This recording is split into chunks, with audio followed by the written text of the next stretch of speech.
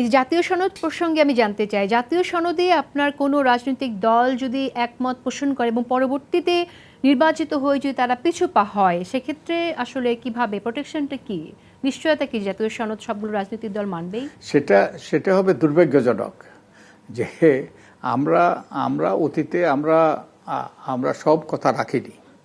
অতীতে আমরা যে সকল অঙ্গীকার করেছিলাম সেগুলো আমরা এই অঙ্গীকারগুলো রক্ষা করি নাই। যেমন গত সরকার 2008 সালের নির্বাচনের আগে দিন বদলের সনদ শীর্ষক একটা নির্বাচনী ইশতেহার প্রকাশ করেছিল। এটা একটা যুগান্তকারী দলিল ছিল। এর মাধ্যমে সরকার অনেকগুলো অঙ্গীকার করেছিল। যেমন তারা অঙ্গীকার করেছিল দুর্নীতি, দুর্বৃত্তায়ন, তারপরে চাঁদাবাজি, টেন্ডারবাজি, দলবাজি ইত্যাদির অবসান ঘটাবে।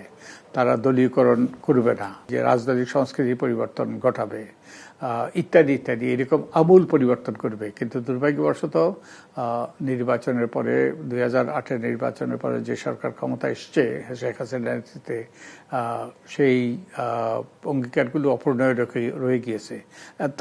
তার পরিণতি কিন্তু এই যে গত বছরের অগাস্ট মাসের 5 তারিখে যে ঘটনা ঘটেছে, শেখ হাসিনা ক্ষমতা ত্যাগই করতে হয় নাই, পালিয়ে যেতে হয়েছে।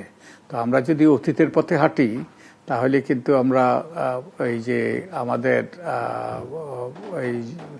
আমাদের এর পরিণতি কিন্তু মঙ্গলকর নাও হইতে পারে।